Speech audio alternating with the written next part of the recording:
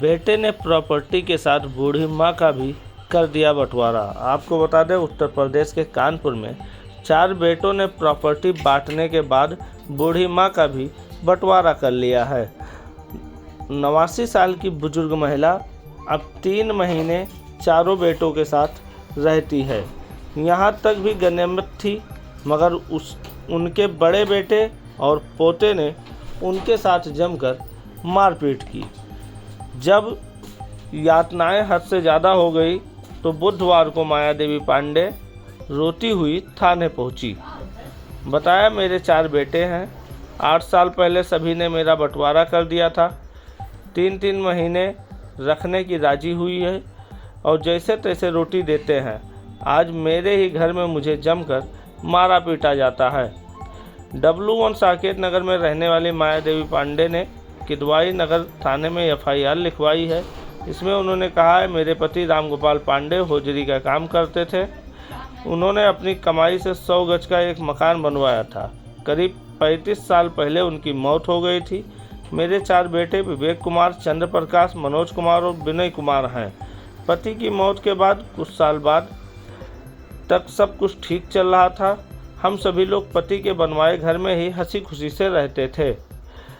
करीब 8 साल पहले घर के बंटवारे का नंबर आया। इस पर मैंने 100 गज के मकान में 4 बराबर हिस्से में बांटकर बेटों को दे दिया। इसके बाद मेरे बुरे दिन शुरू हो गए। कोई बेटा मुझे साथ रखने को तैयार नहीं हो रहा था।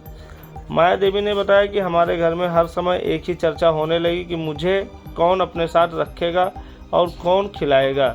इसको लेके चारों बेटों में आपस में झगड़ा भी होने लगा।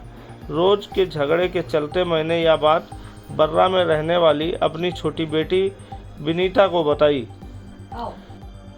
इसके बाद विनीता हमारे घर आई और उसने तय किया कि चारों बेटों के पास 3-3 महीने रहूंगी। इसके बाद मेरी ज़िंदगी ऐसे ही चलने लगी।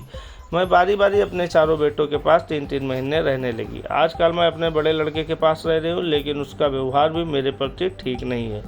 पिछले 1 महीने में वह मुझसे कई बार गाली गलौज कर चुका है। माया देवी ने बताया कि मेरे बड़े बेटे विवेक के 3 बेटे के साहिल पांडे और वीरू पांडे और विकास पांडे, ये सभी बीते दिनों रात 10 बजे अचानक कमरे में आकर मुझसे गाली गलौज करने लगे।